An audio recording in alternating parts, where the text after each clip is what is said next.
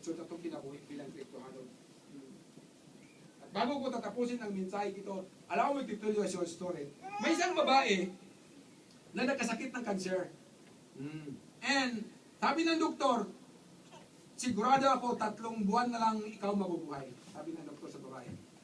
Kaya sabi ng doktor, mag-isip ka na kung ano yung mga will mo, kung ano ang gusto mo ipagawa kung mamatay ka na. Kaya naalam ng babae, nag-countdown siya hanggang 2 buwan, 1 buwan. 1 buwan na lang naiwan ng buhay niya. Alam niya, nanghihina na siya araw-araw. Kaya tinawagan niya yung pastor. Sabi niya, Pastor, punta ka rito sa bahay namin. Bakit?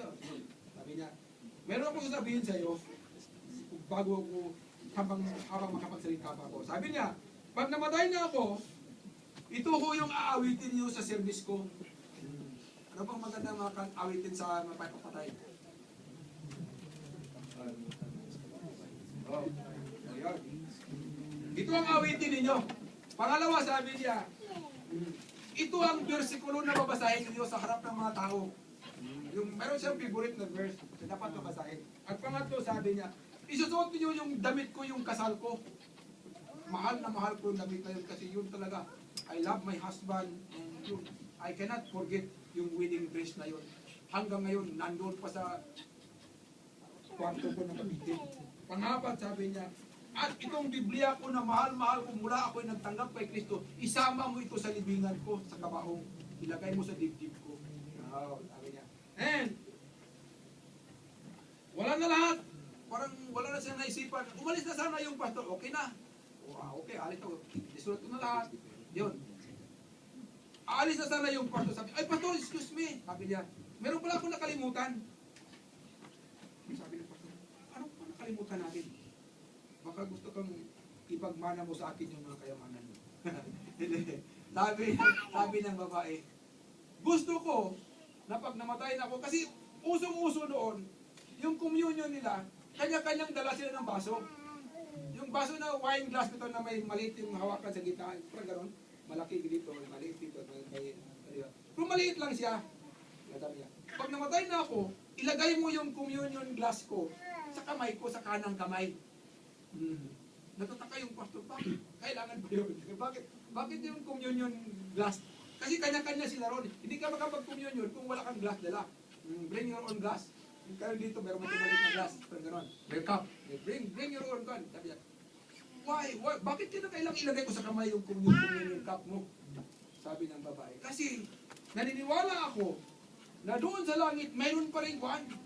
Yung sabi ng Biblia na, there will be a reunion of all the believers. Mayroong reunion. At doon, may sinabi pa sa Biblia, that I will not drink this cup again on that day. And sabi na mayroong parang inuman pa, pagdating na ito, parang may breakfast siguro, kapag hapon man ito, last night. Basta ganun, parang ganun paniniwala sa babae. Ilagay mo sa kamay ko. Ganun pa. O sige. Yun. Kaya, ano ba ang leksyon na gusto kong ituro sa inyo? Batay sa ating babae na last will niya, na gusto niyang hawakan yung cup niya, yung communion yung cup. You see? Why? Naniniwala talaga siya that there is life after death. Mitugid siya ang naapagoy buhay pagkatapos ng buhay natin dito. Naniniwala talaga siya na may langit talaga. Naniniwala talaga siya. And naniniwala talaga siya na si Kristo ay nag-aantay sa atin mula noon hanggang ngayon. And naniwala talaga siya that there will be a grand reunion in heaven when we will be together, when Christ will bring us together with Him. And she believed that right after death, we will go up to heaven. Kung may paniniwala at pananampalataya talaga Kristo. Napakadakilang bagay. Habang buhay pa siya, iniisip na niya yung mga bagay-bagay heavenward. Yes, nabubuhay siya sa mundong ito, but he's a citizen of heaven. And she was thinking that one day, I will drink the cup together with the Lord, and there will be more believers in heaven na kahit sinong mga nandoon na lang. Iniisip na yun. Napakaganda. Yun ang sinabi ni Pablo. Mapasa atin ang korona sa langit if we check our direction. Hindi madali ang pagpunta roon pag wala kang direksyon sa buhay mo. Pangalawa, dapat we should follow a faithful leaders. Kasi pag ang nasundan mo ay tiwalag, baka hindi namin ito mapuntahan natin. Pangatlo, we should know our enemies. Why? Para may pagdasal natin ang ating mga kaway. Pang-apat, we should remember who we are. Ano ba yung identity natin? Kasi pag hindi mo alam na anak ka ng Diyos, pag hindi mo alam na citizen ka ng heaven, why think about heaven? Meaning, if you do not know anything about heaven, dito lang ako dito lang ang trabaho, di magyaman ako rito. Wala yun. Know that we are citizens of heaven and desire to be with Him forever in heaven. Kaya, ang tanong, naniniwala ba kayo na may langit? Nagsumikap pa kayo, mula ngayon, magsumikap pa kayo na ang direksyon natin ay yun. Mapunta at makasama si Kristo. Yes. And handa ba kayo sa biyahe papunta ng langit? Yes. Maraming salamat po. Jesus, maraming salamat, Panginoon, sa salita na ibinigay mo sa amin lahat. One thing I desire, one thing we desire, Lord, to forget who we are. Yes, we are all sinners in the world, but we are citizens of heaven.